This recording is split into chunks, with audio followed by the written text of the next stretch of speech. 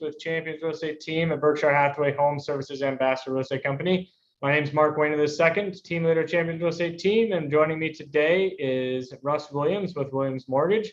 So every Wednesday we jump on, kind of go over what's gone on in the real estate market over the last week, just keep you up to date. So hope everyone had a happy and safe 4th of July. So we'll jump straight into what the market's done over this last week. Kind of make this a little bigger here for everybody.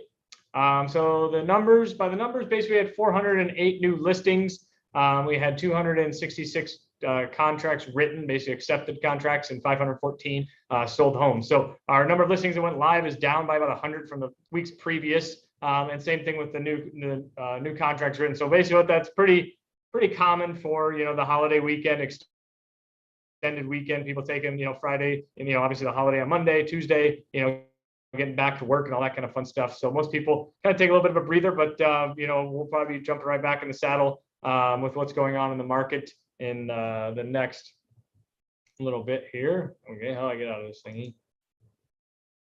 There we go. Close that one down. And then go into the 30,000 foot view. One here, blow it up for you. So big picture items of the Omaha real estate market and the Omaha Lincoln MLS. So we had 1,961 homes. We had 1,051 in Douglas and Sarpy County. So breaking it down a little further, existing homes were at 544, and new construction we are at 507. About a month and 1.2 months supply of inventory. Our average sold price hasn't changed much over the last week or so. Still that 311 price point. So what we're seeing, big picture of it. In the marketplace. So we're seeing obviously more houses coming on the market than we are contracts being written. So about a month ago, that kind of flipped a little bit. So like we're back, more houses coming on the market. I think a lot of things happened with that. Obviously with the summer coming on, holidays and things like that. Some people kind of, the ones that have kind of just been looking a little bit, kind of slow down. Interest rates being at where they're at, even though they're still historically low, they seem like they've jumped, the largest jump in one, period in the last 40 years, as a shock to the home buyers. That are the average home buyer right now is 33 years old. So in their lifetime, interest rates have been pretty darn low. Whereas, I bought my house personally in 2000, my first house in 2007 at a 6.75% interest rate. So not too long ago, they were at 6%. And now we're kind of getting back to that. So those new home buyers that are out there looking at it, are seeing that and kind of, oh my gosh, it's doubled. It's still very attractive, rates. And then when we talked on in previous weeks of, I know Russ talked before we got on talking about the potential recession, which is probably here based on the GDP numbers, and as we've talked in previous weeks that historically in the previous recessions that we've had, interest rates typically go lower. So, and what we're seeing with the average sold prices keep going up and prices going up, and they're still predicting those prices going up.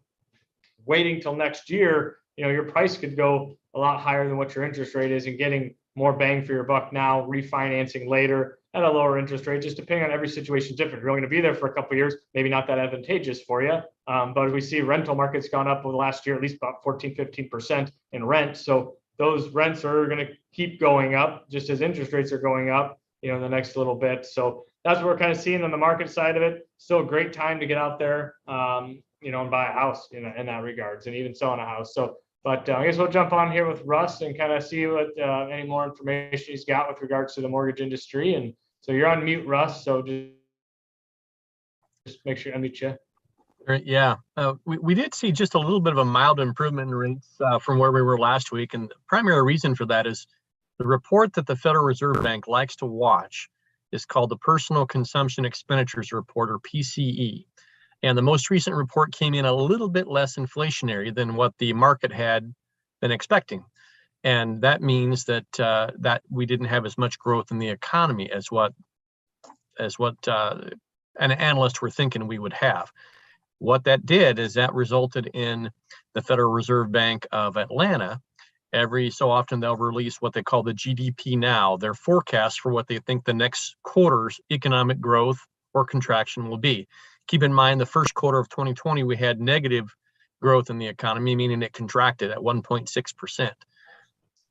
The most recent forecast was that the second quarter is going to likely be a 1% retraction or slowdown, a negative GDP of 1% or more, based upon the fact that the economy didn't grow as much with inflation as they thought. Now, historically, 2 consecutive quarters of negative GDP have resulted in what's called a recession, which means a slowdown. Now, keep in mind, Mark, as you just mentioned, interest rates are up a little bit from where they have been, which are still historically low. And when we look at the law of supply and demand, part of the reason why we've seen a little bit of a slowdown in home price appreciation, it's still increasing, but a little bit of a slowdown, is because some folks have been priced out of the market with higher rates. If we do happen to see a recession, folks, and if interest rates do drop, that means that those folks that maybe couldn't qualify at the 5.75 or 5.5% rate can now qualify to buy that home. So you may have more competition to buy the home. So the point that I'm making here is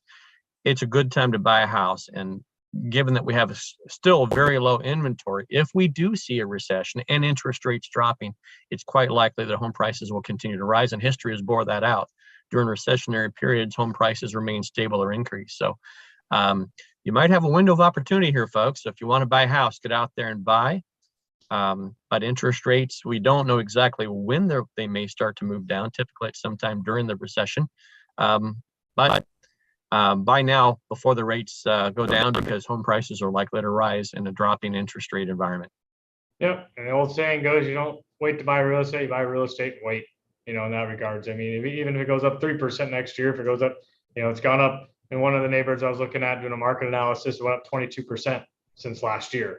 And in this one particular neighborhood in Omaha. And it was one of those things that's like 22% in 1 year. If you wanted to get in that subdivision, you could have got 20% less last year. That's just crazy, in that regards. But I mean, historically. It's important to dig through the information that you're reading out there too, or watching on the news. When they say that we've seen a slowdown in home price growth, that means that home prices are still increasing in value. If we're seeing a slowdown in rent increases, that means that rent is still increasing. The most recent number I saw for last month was home prices went up by 1.5%, and that was a slowdown from the pace that they had been on. Keep in mind that's over the last month, so 1.5% increase. If you analyze that, is still 18% growth in home prices, and the same thing applies for rent. Prices are still rising. It's a good time to buy now before they go higher. We can always refinance you down the road if rates happen to go down. Yeah.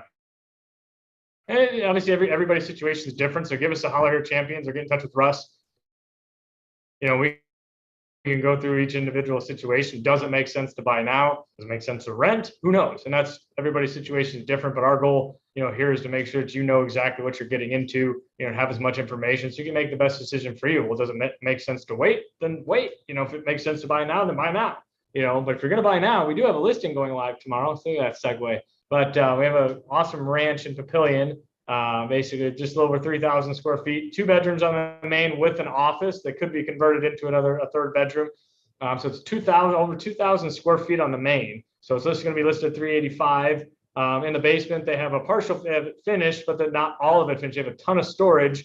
These current owners didn't necessarily need all the finished basement down there, but there is room to add potentially another 2 bedrooms if you drop in an two egress windows in there. You're gonna have still, obviously, you have 2,000 square feet upstairs. You're gonna have 2,000 square feet downstairs with the ranch, and you're gonna have still plenty of storage if you finish that thing out. And if you need those extra bedrooms, it's in the cul-de-sac, so it's got a huge backyard. It's a fantastic house. So look for that going live on our Champions Facebook page.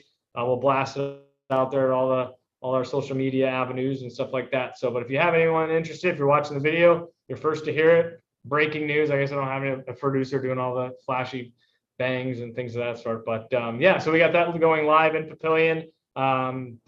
Just over 3,000 square feet, listed at 385. 2 bedrooms with an office den on the main that could be converted into a third. And then you have the opportunity to do that. So homes in there, with the 4 bedrooms, a little bit more square footage, selling obviously more than that price. So it's a very fair price for what you're getting out there. It's very well maintained, single owner that's basically owned it the entire time. So built in 1998. So anyways, I don't know if I have anything else to add this week, kind of short, sweet, to the point. If you have any questions or want to, bounce any ideas or thoughts off of either of us, give Russ a holler, 290-8936, or give me a holler, 402-672-7670. Call, text, email, all that good stuff. But appreciate everyone touching base with us this week, and have a great